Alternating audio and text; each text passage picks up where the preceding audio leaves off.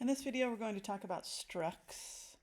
And to talk about structs, I'm going to go back to Python for a moment. So when I look at turtle, for example, if I create a new turtle, I'm going to call it crush. What this is called is instantiating a turtle object. So this is saying, let's create an instance of a turtle object. So I'm saying there is some object called turtle. I want to create a new turtle and I'm going to call it crush. So now within this turtle instance, there's so many functions inside of this turtle instance, and we call those methods. There's so many functions or methods within this turtle library that we can call upon for our instance of this turtle. So for example, with crush, I can call upon this method that's called color. And what color will do is change the color of my turtle. So I've created this instance called crush. And now that I've created this instance, crush is going to call on this function named color, and I'm going to send in the parameter called blue. And what that's going to do is going to send that color in, that word blue, into the method or the function called color, and it's going to change the turtle to that color. And I could do the same thing with, there's another method called forward. And I'm going to pass the parameter of 10, meaning I'm going to call the function or the method called forward, and I'm going to pass in the parameter 10 to tell crush how far forward I need him to go. So that's what's going on behind the scenes. We're going to do that same thing. We're going to create our own object. So the object here was a turtle. We're going to create our own object, and we're going to create methods like color and forward. So let's go into Swift. Here's my Swift Xcode project. What I'm going to do is create a type called rectangle. I'm not going to create a turtle. That's beyond me right now. So I'm going to create a type called rectangle. So if you were in Python, that struct, or that in a lot of languages it's a class, would be called turtle instead, but we're calling it rectangle.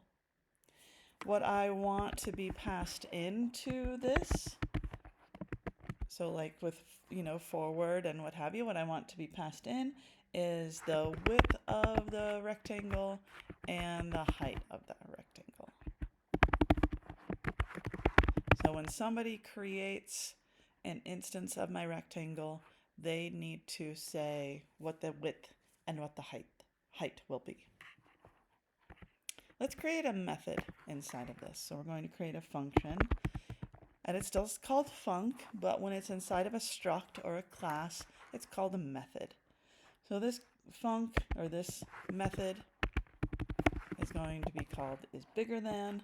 So what we're going to do is compare one rectangle to another. So I'm going to say whatever the other rectangle is, I'll pass that into this method. I'm expecting a type called rectangle. So normally when we pass in a parameter, we say what type are we looking for? Is it a string? Is it an integer? What I'm going to pass in is a type of rectangle. Okay, I'm going to return a bool. I'm going to return true or false based on what's happening inside of this method. All right, let's find the rectangle's area.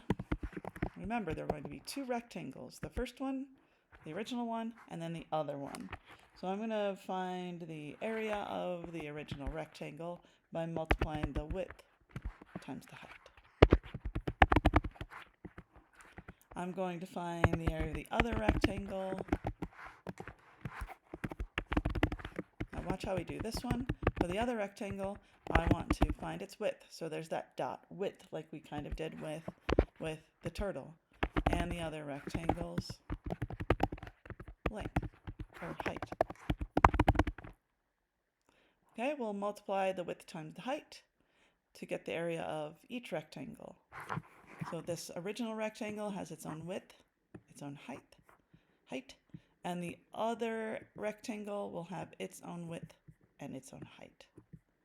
Okay, so what I need to do now is determine which one is bigger because that's what this is asking. So I'm going to return rectangle's area is greater than the other area. So this is going to compare the rectangle's area to the other area. If the original rectangle is greater than the other one, this method will return true. If the rectangle's area is not greater than the other area, this method will return false.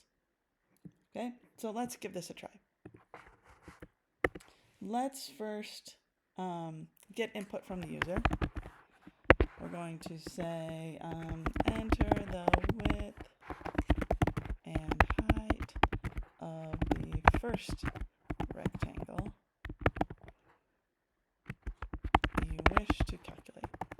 I'm just going to say the first rectangle, fast enough. Okay, we'll put a terminator, make it look good for the user.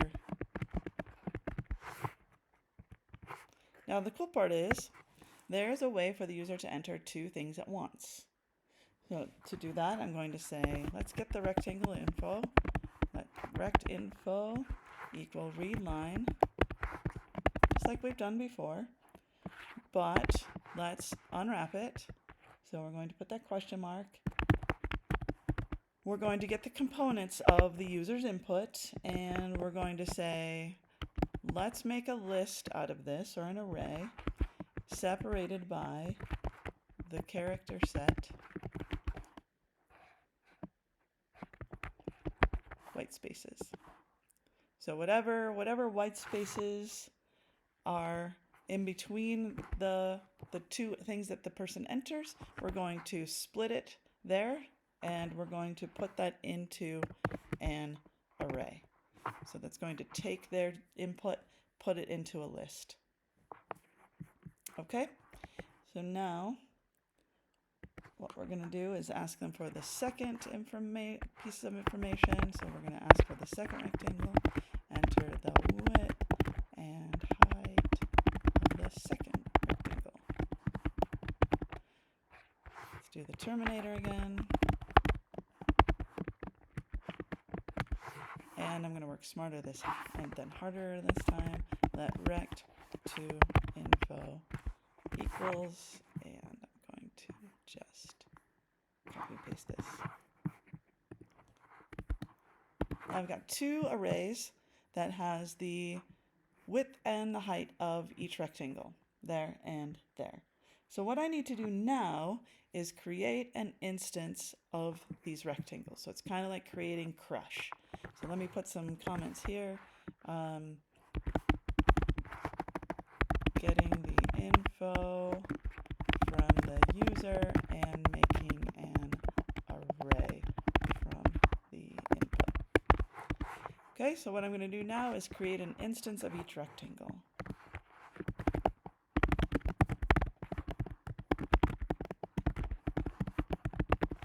All right, to do that, I'm going to create a variable just like with Crush.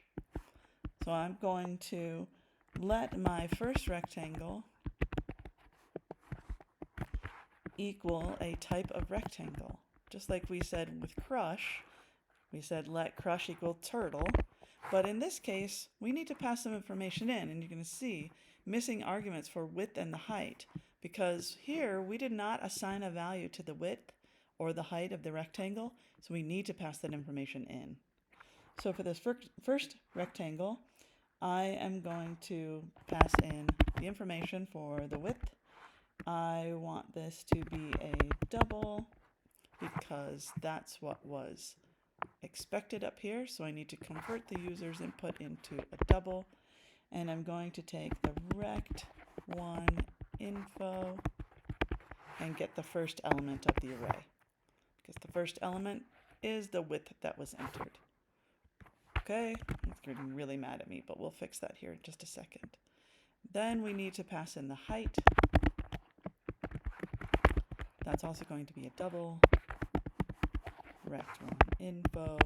Let's get the second piece of information, because that's what they entered, and then we'll close off that rectangle.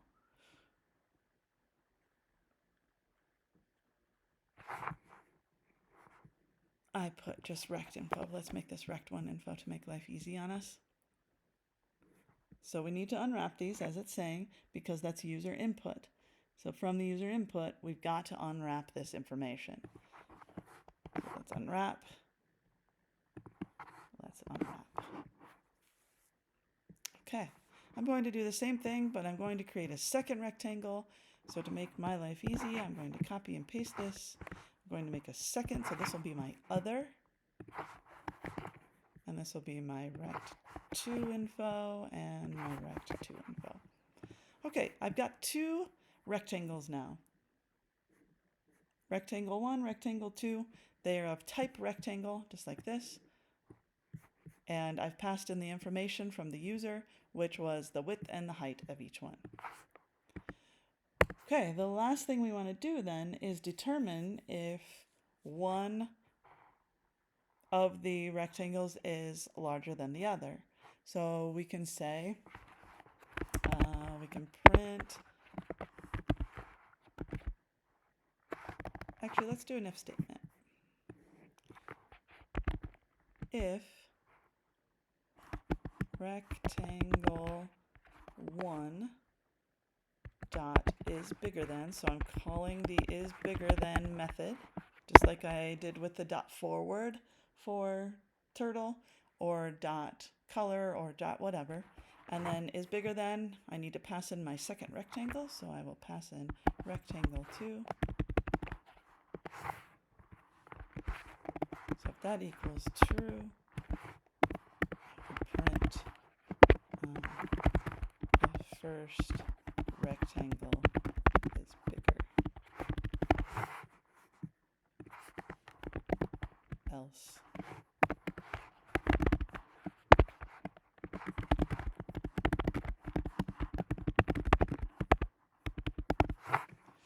Okay, let's let Swift catch up. Okay, so I'm going to say for this first rectangle, I'm going to call the method or the function is bigger than, and I'm passing in the second rectangle, not the first. I'm passing in the second rectangle so that I can compare. So rectangle 2 will be the other rectangle, the second one. The first one is the rectangle 1 that we created. The other rectangle will be rectangle 2. It will compare the areas, and if it's true, that means that the first rectangle is bigger than the other. So let's run this and see how this works. Give it a moment to build. This was from another program, ignore that. We'll do that one here in a second. So enter the width. I'm going to say the width and the height. So notice 3 and 5 can be entered together. And then for the second one, I'm going to enter 4 and 8. The second rectangle is bigger. 4 times 8 is 32. 3 times 5 is 15. Now you can create methods in here that do not need anything passed into them. So I can just say func perimeter. And I will return a double. And I'm going to let perimeter, it's a hard one to spell for some reason, equal 2 times the width plus 2 times the height. And then what I will return is the perimeter. So I don't have to pass things in. That's just an option. So now if I wanted to just print the perimeter, I would say print rectangle 1 dot perimeter.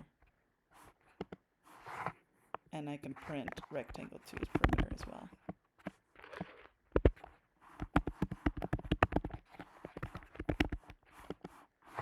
Okay, let's run this again. Watch it work. Let's make the first one bigger this time. 4 and 7 versus 2 and 3. First rectangle is bigger. Here's the perimeter of the first rectangle. There's the perimeter of the second. Okay, this is the first of 2. This was just passing in single values are different kinds of rectangles. So I'm going to show you a different kind of struct now.